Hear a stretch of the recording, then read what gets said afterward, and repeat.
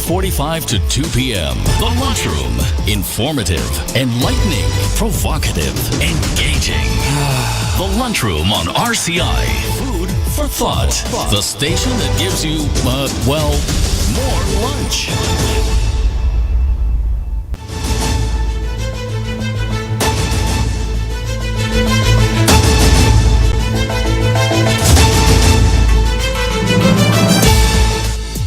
Good afternoon and welcome to the Lunchroom on Radio Caribbean International. It's Thursday, May the 23rd, 2024, and this is program number 1181 of the Lunchroom. I'm your host, Calix George Jr. In addition to 101.1 FM radio, you can get us at our website, rcistlucia.com. We're also streaming via our Facebook live feed. Just search for the official page of Radio Caribbean International on Facebook and be sure to like and share that as well with your friends and family. And of course, if you want to call in to tell us what's on your plate today, the number to do so is 452-3046. Again, that's our main number here. It is 452-3046. You can also reach us on WhatsApp. If you've got that app on your smartphone, it is 724-0008. Again, 724-0008.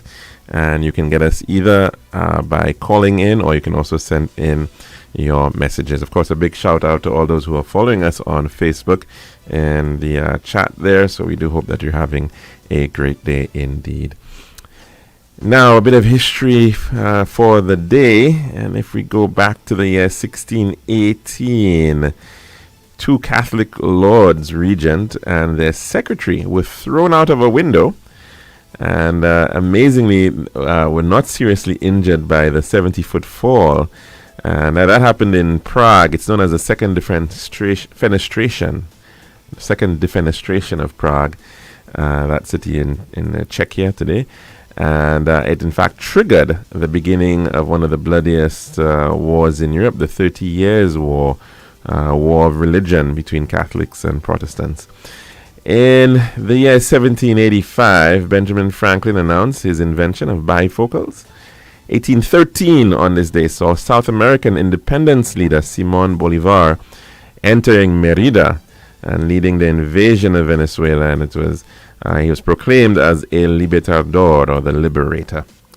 1949 on this day, May the 23rd, saw the Federal Republic of West Germany being created out of the American, British, and French occupied zones. Mao Zedong in 1958 started the Great Leap Forward movement in China. And that led to the loss of somewhere between 23 to 55 million Chinese citizens due to famine and forced labor. In 1997, on this day, May the 23rd, we saw an election right here in St. Lucia, the general election, which in fact was won by the St. Lucia Labour Party, after being out of office since 1982. They were in fact able to win a 16-1 majority. And still to this day, it actually is the largest majority ever achieved by a party in St. Lucia. 1998, on this day, the Good Friday Agreement was accepted in a referendum in Northern Ireland, with about 75% of the voters saying yes to that agreement. And in 2016, on this day, Chinese archaeologists announced that findings of the earliest use of barley in China to make beer was dated to somewhere about 3400 to 2900 BC, and that was in Shanxi province in China. We now move on to our dish of the day.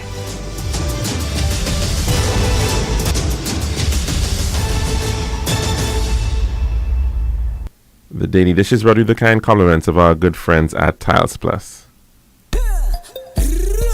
One tiles for your home, I see. Bathroom, kitchen, pantry. Need tiles for your balcony. Come down to Tiles Plus, satisfaction guarantee. Tiles Plus, Tiles Plus, Tiles Plus. Big tiles with unbeatable cost. Customer service, A+. There's all kind of tiles. Come down to Tiles Plus. We also glad that's and vanity. Box, doors, you'll see. Come down down, don't mind nobody. We got the best as an island. Trust me. We are located Land Street in Castries, Bosses Rue Grizzly, and Flag Street in Beaufort. Telephone number 453-7939. Serving now, the Daily Dish.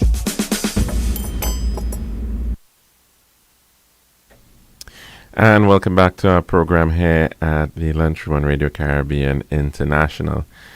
Now, of course, we, day before yesterday, had begun that conversation about water.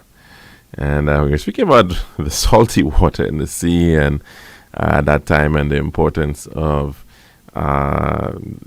management of our nearshore areas. But certainly, the other major area of concern when it comes to water is that of drinking water, potable water. And of course, it is certainly a matter of interest and of conversation, particularly when we are faced with droughts, when we are into the dry season. And the ironic thing about it, too, is that it is that time of year, particularly between January and May, June, where we actually have perhaps our largest demand for water. And it is that same period within which you have the least supply. And of course, the demand, because we are very much dependent on the tourism sector, what we will, of course, see is that our tourism arrival figures, they tend to peak within that period of time. In fact, I think we have the figures from March, I believe, and very well over whatever was the record for which was back, I think, in 2019. So we're now into a clear state of growth when it comes to our tourism arrivals. And of course, tourism is about people and the enjoyment of coming in and spending a vacation and quite likely sitting down by the pool. And they, of course, are going to be utilizing more water, more individuals on island physically, driving up the demands that hotels and guest houses and villas and other properties, of course, will be utilizing. So that's the irony of our situation. And of course, it is the winter period where we get most of our visitors from the Northern Hemisphere. And it is also the type of weather that many individuals who want to come to the Caribbean are expecting. They are looking for this lovely dry weather, bright blue skies, to ensure that they can have a wonderful time at the beach and a wonderful tour around the island and whatever the case may be. So it is that sort of perfect storm, you may want to call it, or a perfect drought, maybe, with respect to when our demand is in fact peaking, is when in fact we have perhaps the least amount of rainfall, and so therefore our supply tends to be challenged. And this is certainly a problem that islands across the Eastern Caribbean are facing.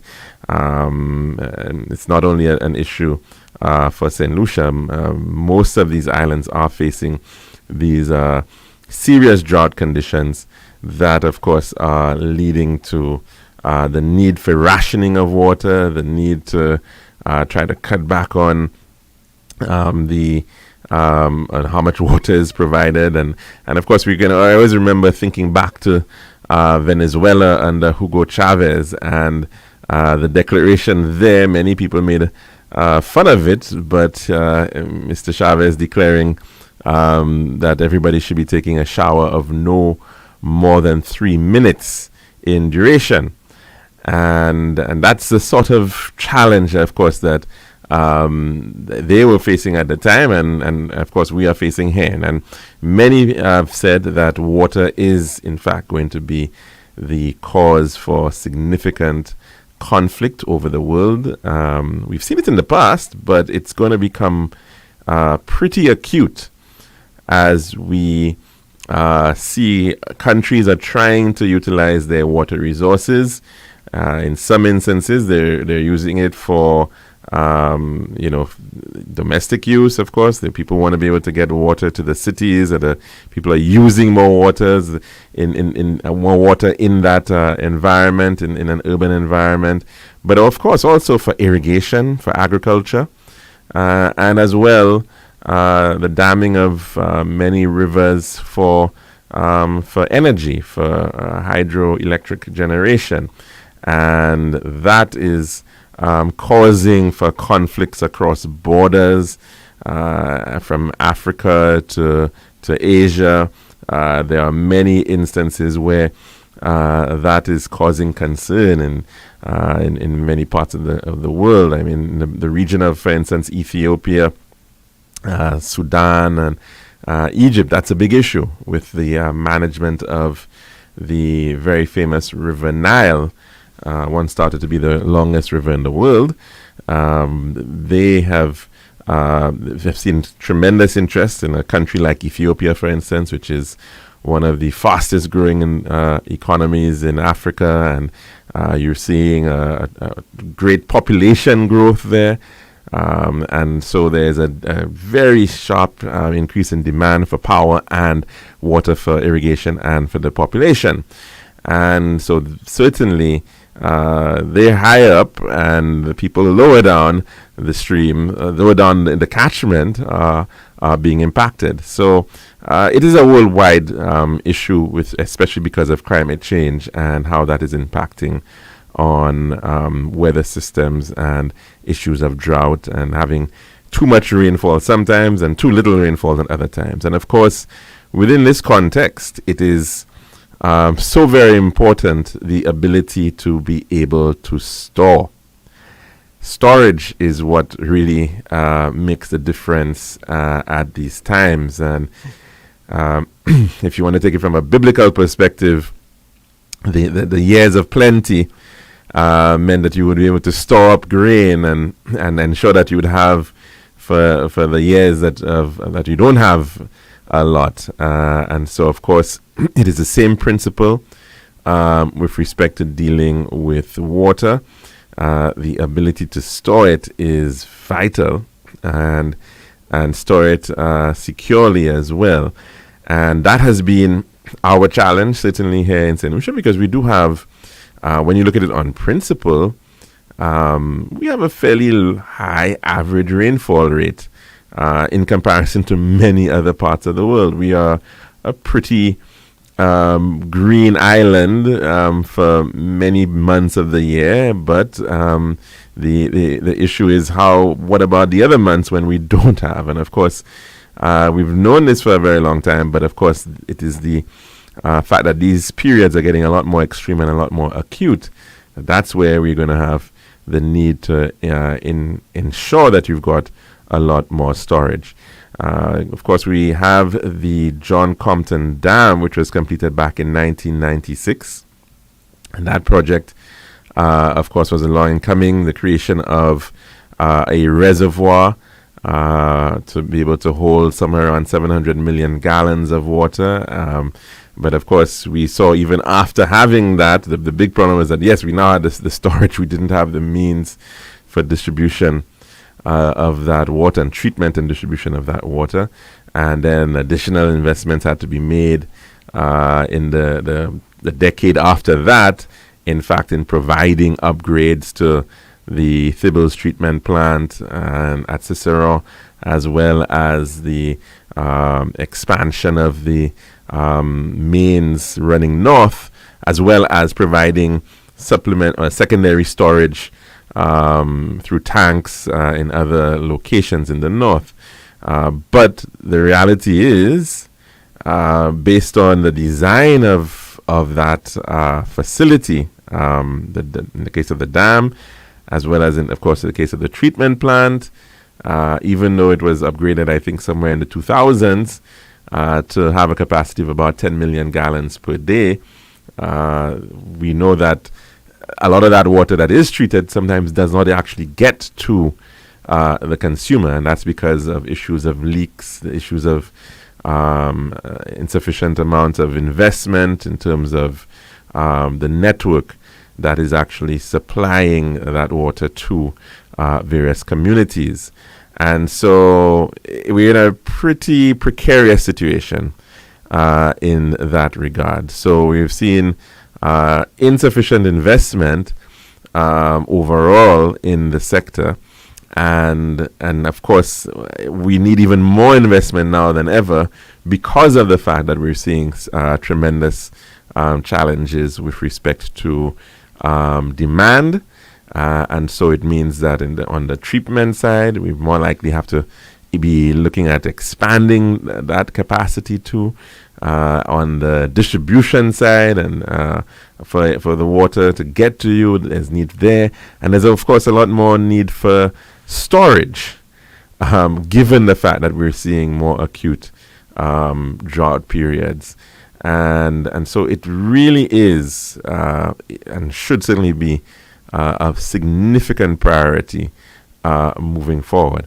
And that's only in the north, where the situation, one can argue, is actually not that bad in comparison to many other parts of the island that are in fact not serviced by or supported by that significant reservoir. And of course, we also know the challenge of that reservoir, thanks to Hurricane Tomas and increased siltation, which is of course expected to happen once you're having a dam in place and you've got the natural system of erosion, and you are going to be getting silt, and you are going to be getting these weather events that are going to bring down a lot more.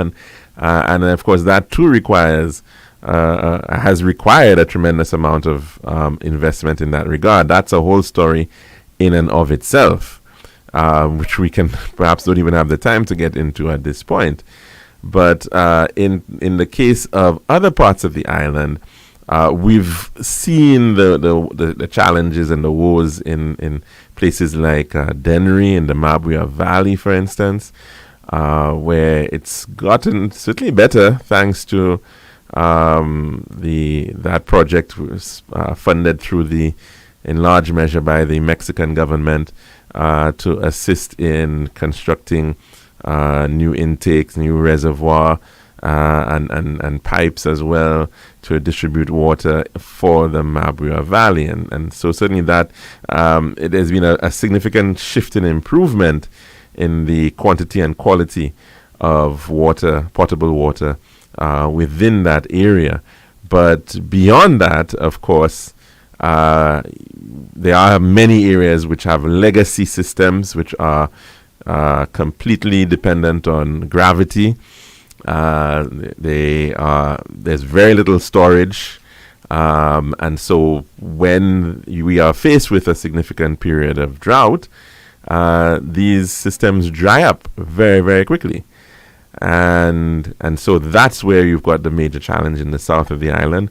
And so in as much as we always want to be talking about the need for more development, with more development usually comes greater demand for these basic utilities, in particular water. And so the need for investment in the south is a major one. There has been the V4 water supply project, which has been, I think, coming to the point where it's actually been completed. But the extent of that project is still perhaps not sufficient for the long-term development of that area.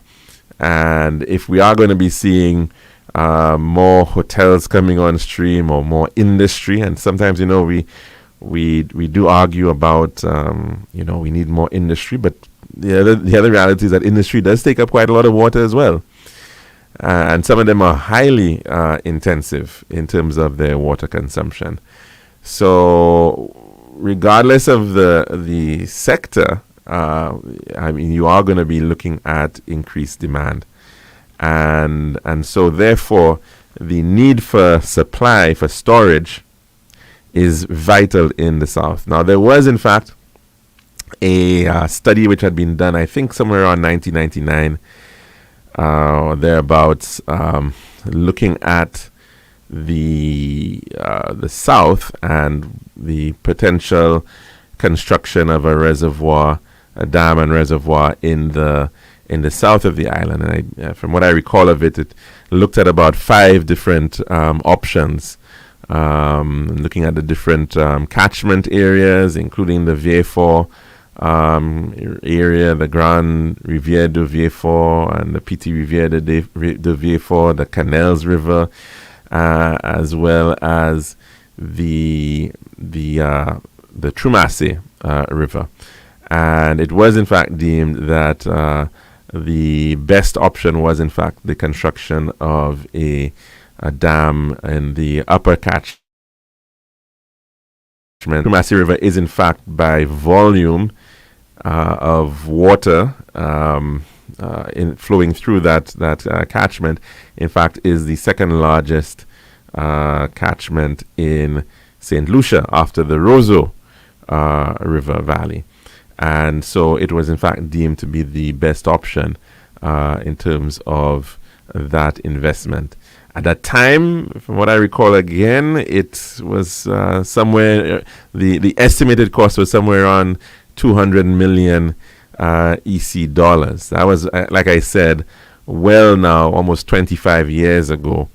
And so you can, of course, take out your calculator and try to figure out the inflation and the impact of rising costs to come up with a figure as to what it might likely be if it had to be costed today, and of course other things that would have to be looked at in this context, of course, including the matter of distribution. The idea at that point was that the south of the island certainly needed to have storage capacity to be able to support a lot of the expected growth that one would like to see in Vieux-Fort, but of course in other parts of the island on the east coast, the southeast coast, as well as the southwest coast, where we are in fact seeing quite a lot of interest at this time. So certainly that is a matter that requires a long-term view, and it's, if we can think to the great dynasties of China, they were quite often the emperors or the leaders at that time. They were in fact kept or disposed of on the basis of how well they could control the water supply, and whether it was the Yangtze River or the Yellow River or the various canals that they built to support irrigation and trade, that was seen as the most important thing in that era. And I think water still is one of the most critical areas of need. We, of course, quite often talk of water being life. It certainly is and underpins life as we know it for human beings and for all our various activities. And of course, even recently, the Ministry of Health has raised advisories as well, given the fact that we are seeing this situation with respect to our emergency for water use, and rightfully so, because in the absence of water, you can certainly get disease.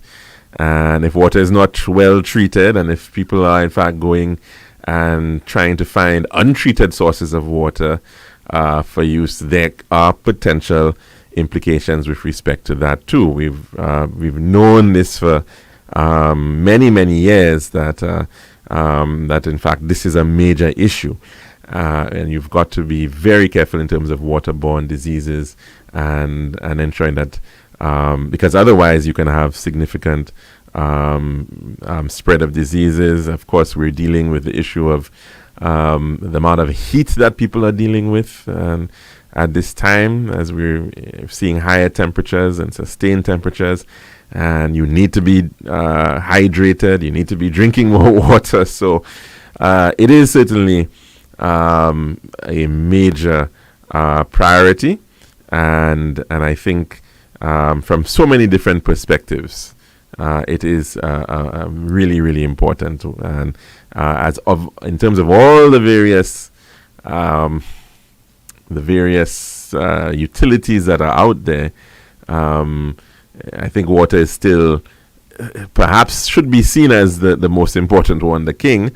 But unfortunately, in terms of investment and in terms of how we're seeing it being treated, perhaps over the years, it has not received the kind of consistent importance that it requires.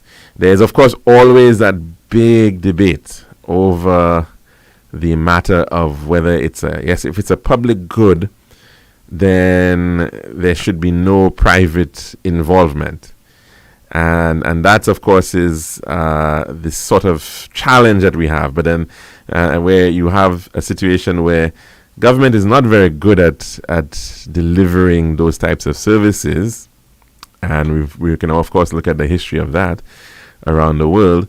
And so you do certainly need to have a system that is pulled away from interference by the state, and so that it can function appropriately. And so that's a really big issue. So if in fact there is a desire to say, hey, this is a public good, but we are in fact going to manage it in with the goal to try to provide an affordable access for it, yes. But then there's also a commercial aspect of it too. And if it's not properly priced, then you end up getting issues in terms of lack of conservation, and people won't invest in systems to ensure that they can utilize it efficiently. And then you end up with situations with lots of waste going on. So it has to be properly priced, but at the same time, of course, ensuring that there is some consideration for those who, in terms of universal access, right? And so perhaps the lessons of other approaches in other sectors need to be brought on, so that there has to be some universal facility or universal service fund, as in the case of the telecommunications space, where government is going to be able to provide additional support and additional subsidy, or whatever the case may be, to be able to prop up in instances where you have challenges reaching particular areas. I mean, the issue of rural systems, for instance, is a good example of that. And so how those matters are tackled have to be done sensitively, but in the main, where you have economic pursuits through industry, through tourism, for whatever the case is, it really should, in fact, be a situation where those individuals are paying something that is accurately and effectively priced in terms of the sector. But that, of course, no doubt will be a continuing debate, as there is, of course, lots of interest in that sector right now. That's our dish of the day. When we come back, we'll be taking in our weather report. This has been The Daily Dish.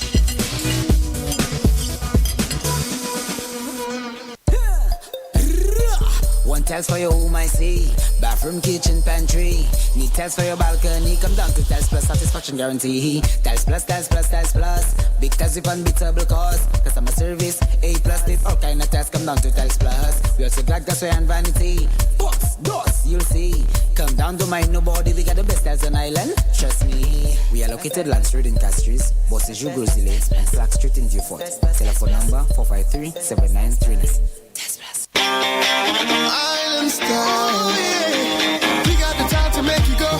We got the time to make you say, we'll have to make the right choice. Island style.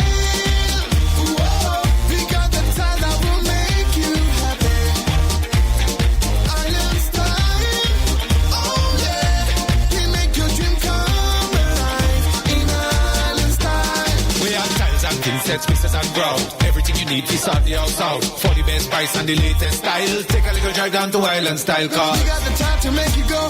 We got the time to make you say, quality, price, service, choice. It's all an Island Style. Visit us at our showrooms in Belarus, Rodney Bay, on the John Compton Highway, Cass Street, and behind Ruby's Gas Station on the Library Viewfort Highway. So call us on 450-452 or 453-TILE. Island Style Tile and Bath. When you think tile, think Island Style. This is Radio Caribbean International. It's now time for the weather news. And that's of course on the 1.1. It's now time for your weather report as of 12 noon today, presented by Island Style Talent Bath. That's why the forecast for St. Lucia Valley for the next 24 hours. The winds will be blowing from between the east and east-southeast near 17 miles per hour or 28 kilometers per hour. The weather partly cloudy, becoming occasionally cloudy with scattered light moderate showers. The forecast for the lesser entities, partly cloudy to occasionally cloudy skies with scattered showers over the Leeward and Northern Windward Islands. Elsewhere, fell to partly cloudy skies with a few showers.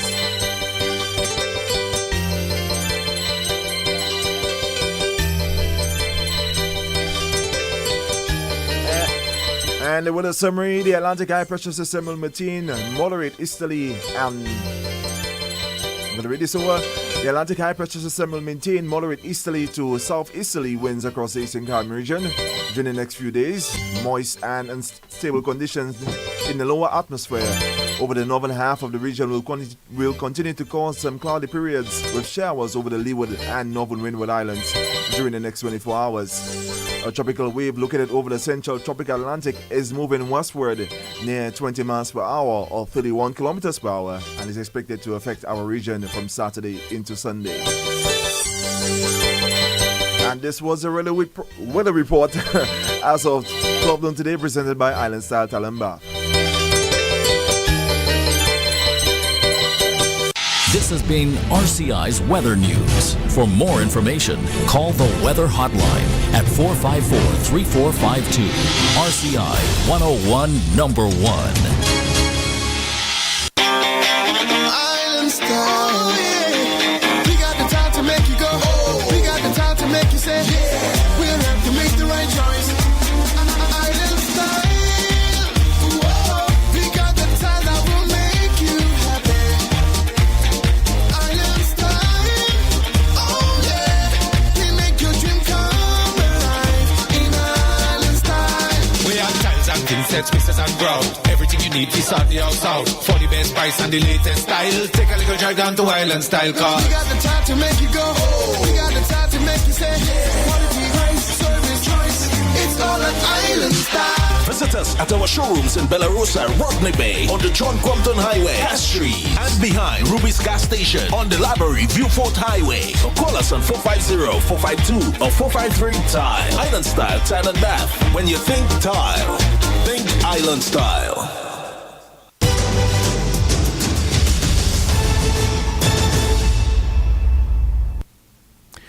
And welcome back to the lunchroom here at Radio Caribbean International. It's about 25 minutes to go before the hour of 2 o'clock.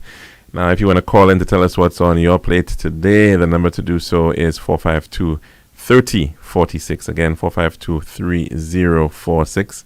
And you can also message in on our WhatsApp platform. That is 724-0008. As well, you can message in on our Facebook Live feed if you've got some comments and questions as well. Now, of course, our Prime Minister, Honorable Philip J. Pierre, is over in Taiwan, and he was part of the inauguration ceremony of the new Taiwanese president, Mr. William Lai, who was sworn in about 3 days ago. And of course, that matter has been one which many geopolitical pundits have been looking at with rising interest. Very long-standing one, of course, but with what has been going on in the case of Russia and Ukraine, what has been going on in the case of Israel and Palestine, and the apparent approach of trying to grab and new space and new opportunities.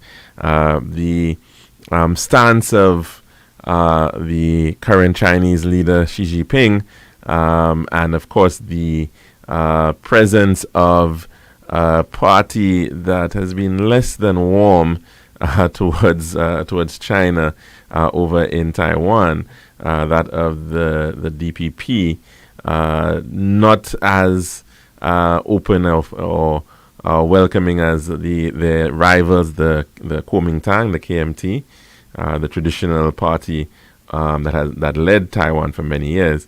There seems to be a rising of tension over the Taiwan Straits, and it has in fact also caused for China now as a sort of a retaliation of the new president's inauguration. They in fact engaged in some what are being called military drills, and I think we do have a bit of a clip coming out of the BBC which looks at this ongoing military drill by China.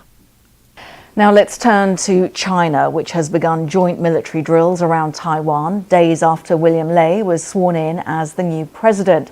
Beijing has said that they would serve as a strong punishment to what Beijing called separatist acts and a warning against interference by external forces. Well, Taiwan has condemned the drills as irrational provocations that undermine regional peace. China claims Taiwan as part of its territory and sees President Lai as pro-independence. Well, our China correspondent Stephen McDonnell explains the significance of these drills. The People's Liberation Army has made it pretty clear that this is an exercise practicing the encirclement of Taiwan. All you have to do is look at the maps that they've provided. Go online, the PLA's put it up there, and you can see the zones where the exercises are happening are all around Taiwan, including some of the outlying islands, and they're saying that they're also going to practice real combat readiness within the archipelago. I don't know what that means in terms of where mainland forces will actually go during these exercises, but what it's a signal is that they're trying to say if we wanted to, we could blockade Taiwan, so we could stop food and other materials getting in and eventually force the government there to its knees if we wanted to. The other thing these exercises are doing is providing a dress rehearsal for an invasion. I mean, there's amphibious landing craft involved, the rocket forces are involved. Taiwan's military has responded by saying they've put their own people on high alert. That includes, Navy, soldiers, their own Air Force, etc.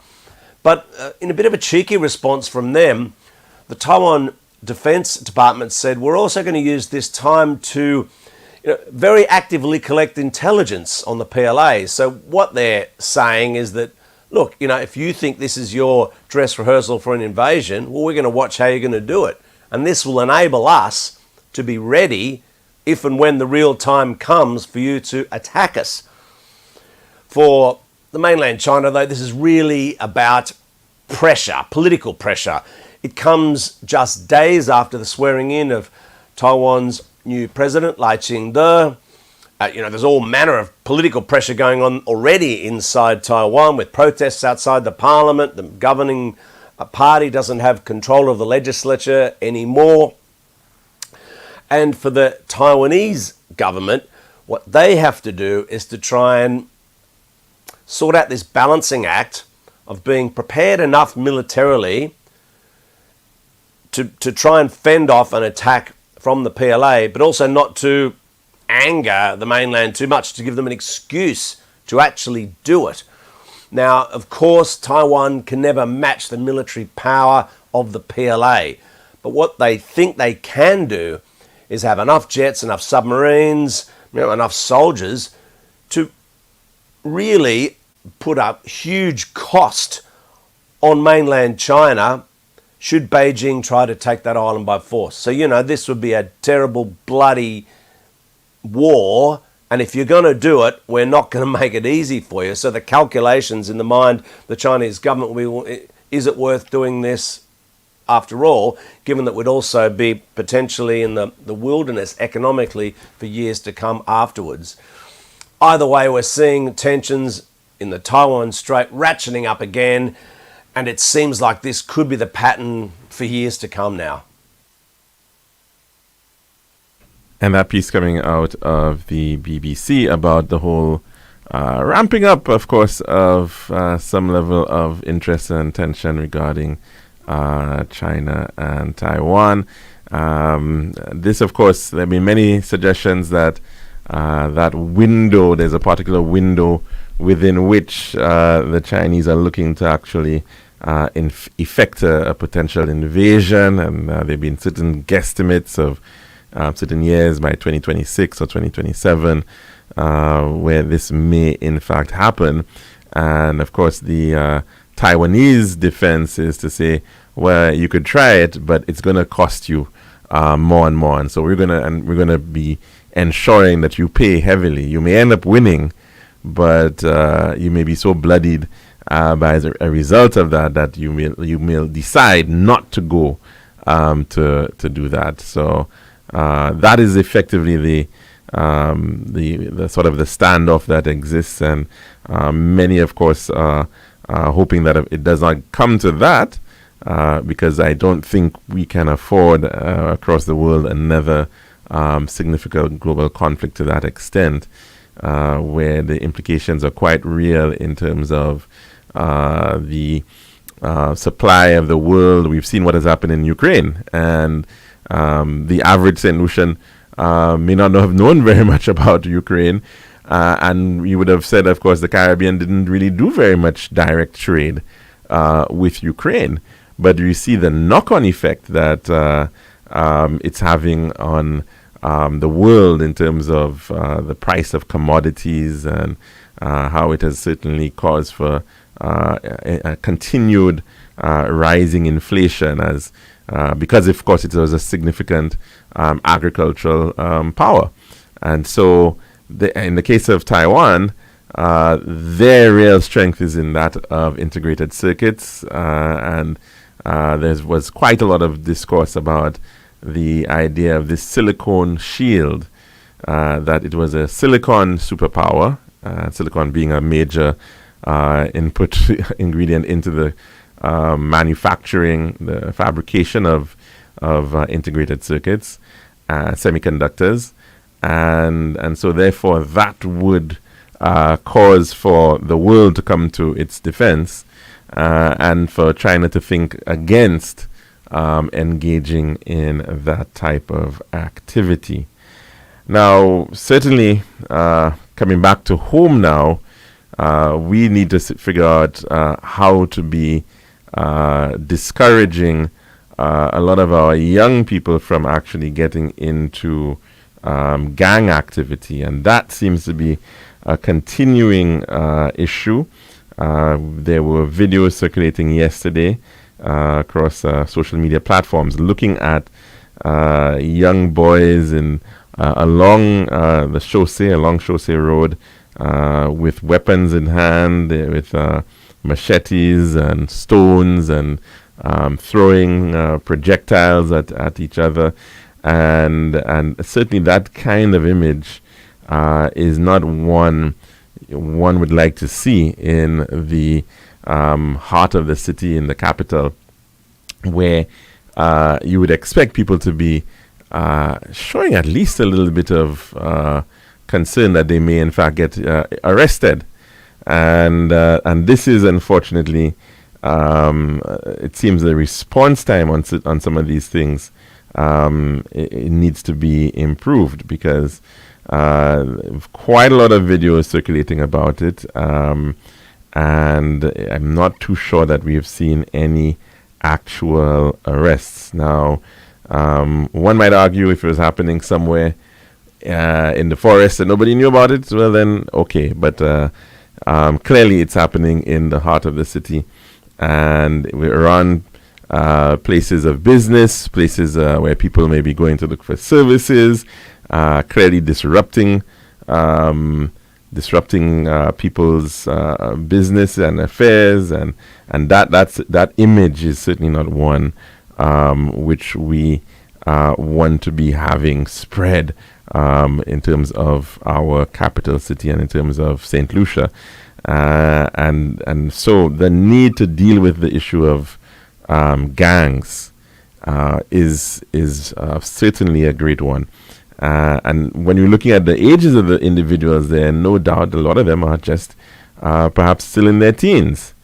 And so this continued rivalry and 6 and 7 and this type of activity is something that I think we definitely have to be taking very, very seriously. It seems to be gaining, or not really gaining, but necessarily it seems to be continuing.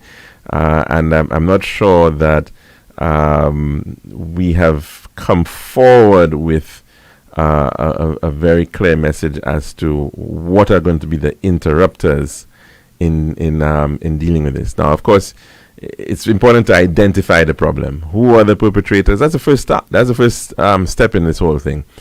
And unfortunately, what we're seeing is that a lot of it appears to be happening through schools, and so then the role of the police in getting into the schools, in dealing with this matter, in interacting with, getting the intelligence from the schools themselves as to what is going on, is really important. There has to be, and is it I think through the community relations aspect of it, there has to be some very strong, relationship there to build a means by which individuals can begin to identify what's going on, why are these, who's helping whom, and why are these gangs finding resonance within our young people at this point in time,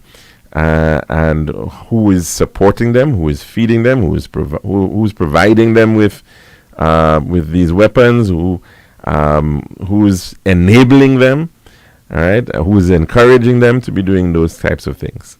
So definitely it requires a very special approach, maybe a task force, maybe some sort of deliberate specialized group to be able to look at this issue from the various facets that exist, because it is clearly crying for attention, and we're seeing the impact that it is happening. And of course, one can quite easily think that it's just just a continuum of criminality that's going on, but it's clearly requires some very specialized approach to tackle that. So let's hope that we can the quote unquote authorities in certain areas have to be looking at seeing how then to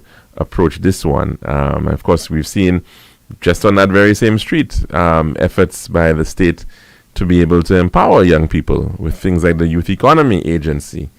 And so when we're having those types of actions happening with young people who should be in school, who should certainly be supporting or getting the kind of support that they need, that's a major no-no, and we certainly need to condemn it as much as we can and see how then to tackle it moving forward. Now, just some good news, I suppose, coming out of the efforts by the Ministry of Tourism. Just a quick mention there. They've launched what is being called a story map and smart tourism project for Castries, and that's really looking at various points of interest within the city of Castries and providing an additional interpretation for those through signage and the presence of QR codes, which you can then scan and get additional information like videos and audio information about various sites. So that, of course, is welcome. And we do know that many people, wander through Castries. They come off their cruise ships, or they're visiting the city, and they want to be able to, move around and explore. And unfortunately, the amount of information that's available as they go about in the physical space is certainly inadequate. And so this program, I think, being funded through the ICDF Taiwan Technical Mission and the Ministry of Tourism, I think is definitely welcome. And let's hope that we can see a lot more of it in terms of our various historic sites, in terms of our places of interest, that there is a great deal more of interpretation as to what is available. And you see it, of course, around many places around the world with proper signage for your historic buildings. And I think this is the direction that this particular project is looking to push forward. So let's hope that that is taken on board and is expanded in the period to come. Now, the matter of Pigeon Island National Landmark, there's in fact a release coming, I think, from the St. Lucia National Trust on the issue of large events. And in fact, the title of the story coming from St. Lucia Times is "Large Events Pose Challenges for Pigeon Island Landmark." And to share that very quickly, just to read it, the St. Lucia National Trust has stated that Pigeon Island National Landmark's historic layout and fragile historic structures pose undeniable challenges for hosting large-scale events. According to the Trust, as event sizes grow, exceeding a certain capacity becomes increasingly unsustainable and unsafe. The SLNT said while the landmark has become a favored venue for tourism and events, it was essential to recognize its primary role as an internationally recognized historical heritage park. Pigeon Island National Landmark can foreseeably maintain its crucial role in the Jazz Festival by hosting smaller, more intimate events, allowing the larger events to transition to larger, more suitable venues, the organization observed in a statement. And the complete statement is as follows, which I will read out. The St. Lucia National Trust, or the Trust, acknowledges the Minister of Tourism's recent remarks concerning the management of St. Lucia's historic national treasure, the Pigeon Island National Landmark. With a proud partnership with the St. Lucian Jazz and Arts Festival spanning 31 years, the Trust is advocating for a collaborative, strategic, and solutions-oriented approach to address the evolving venue management landscape while upholding sustainability and heritage conservation. The St. Lucia Jazz and Arts Festival is recognized as one of the premier events in the Caribbean and is poised for continued significant growth. The Trust is cognizant of the need for a symbiotic relationship between heritage conservation, culture, and tourism, and emphasizes mutual respect for each sector's values and priorities. We firmly believe that through open dialogue and collaboration, a harmonious balance can be achieved, one that carefully safeguards our heritage assets for future generations while harnessing the potential of our vital tourism industry. As St. Lucians, we cherish our island's rich history, often referred to as the Helen of the West, for its unparalleled beauty and the storied conflicts between the French and British. Pigeon Island National Landmark stands as a tangible testament to this narrative. Preceding the causeway's construction linking Pigeon Island to mainland St. Lucia, visionaries including Sir Julian Hunt and Robert DeVoe, advocated for its preservation as a heritage park. They were successful, and their efforts also culminated in the establishment of the Trust, dedicated to safeguarding St. Lucia's heritage. As Sir Julian emphasized on Earth Day 2022, our job is to ensure that we do not throw away our patrimony. While the landmark has become a favored venue for tourism and events, it's essential to recognize its primary role as an internationally recognized historic heritage park. The Trust collaborates closely with tourism operators and event organizers to ensure sustainable use of this unique heritage space, steered by legislation such as the Trust Act and Pigeon Island bylaws. These laws provide clear guidelines for site usage and maintaining the delicate balance between utilization and conservation. The Trust consistently urges event organizers to adhere to the regulations along with the 2009 Cabinet-approved mass crowd events guidelines, which set standards for and safety requirements. However, the landmark's historic layout and fragile historic structures pose undeniable challenges for hosting large-scale events. As event sizes grow, it becomes increasingly unsustainable and unsafe to continue exceeding a certain capacity at the landmark. Pigeon Island National Landmark can foreseeably maintain its crucial role in the Jazz Festival by holding smaller, more intimate events, allowing the larger events transition to larger, more suitable venues. In response to this challenge, the Trust has taken proactive measures. An audit of festival events at Pigeon Island National Landmark was conducted by events management expert Ms. Bernadette Albert. The findings shared with festival management partners in August 2023 underscore the need for updated venue management strategies.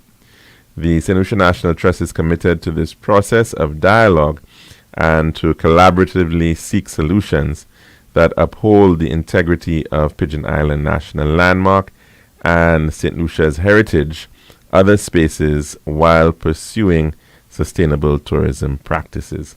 And that was shared on St. Lucia Times from, and largely giving a statement from the St. Lucia National Trust, which is the the owner of the Pigeon Island National Landmark, and of course, has lots of responsibilities over heritage conservation of many different sites on the island.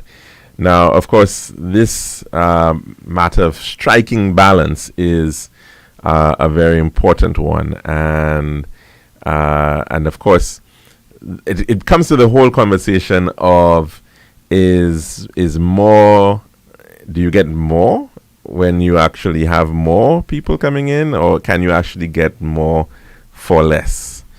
And that's a major issue in terms of tourism, because it can easily become purely a numbers game.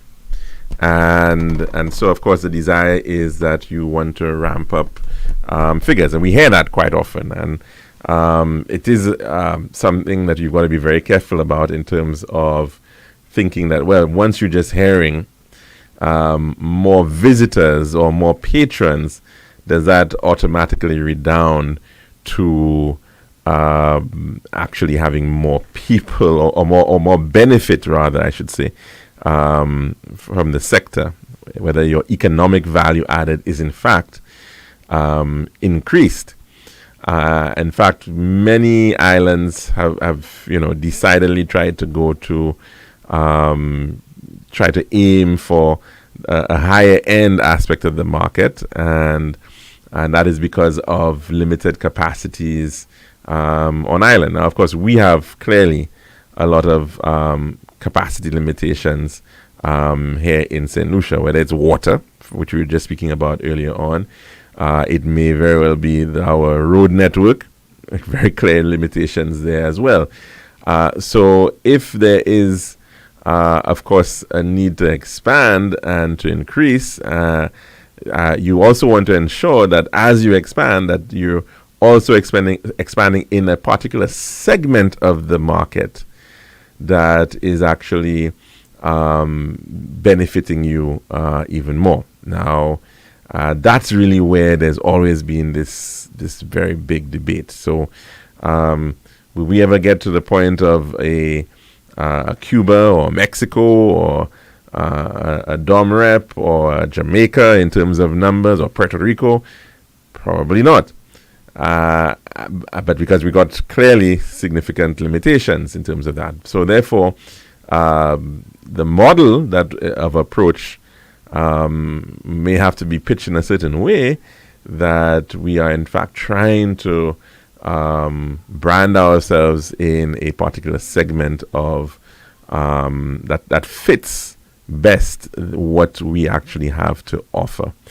And so I think it's a major issue that has to be dealt with in terms of how tourism is visioned across the board. Another very good example of that is in terms of beaches. Is St. Lucia the most attractive sunsea and sand destination in the Caribbean? Probably not. If you're looking at just the issue of beaches, a lot of people will perhaps tell you they prefer to go to the Bahamas or maybe even Antigua or Barbados, but you may have a lot of other things to offer that completely differentiate you and put you in a even higher demand for whatever product that you're offering. So this is where I think ingenuity and creativity comes in. And so if they are, in fact, we've got to accept that in some instances you will have certain carrying capacities. When you begin to exceed these capacities, you then end up in a situation where it could potentially end up having a negative impact on visitor experience, on visitor, in terms of even health and safety. It could potentially have an impact as well. So this is the balancing act that I think we've got to strike in terms of, and this is across the board, not specifically to this instance, of course, which is raising one specific issue in terms of, well, how many people should a certain space or venue hold? And that's on one end of it, but it certainly goes beyond that into the whole concept of tourism management and how you develop tourism sustainably, so that you in fact are accruing positives and accentuating those positives while attenuating the negatives that can arise out of it. So very interesting conversation, no doubt, to be had. Very important conversation moving forward. So let's hope that it certainly can be done. That's the program for today here at the Lunchroom on Radio Caribbean International. I hope you can join us again tomorrow for another program, God willing. I'm your host, Alex George Jr., saying goodbye.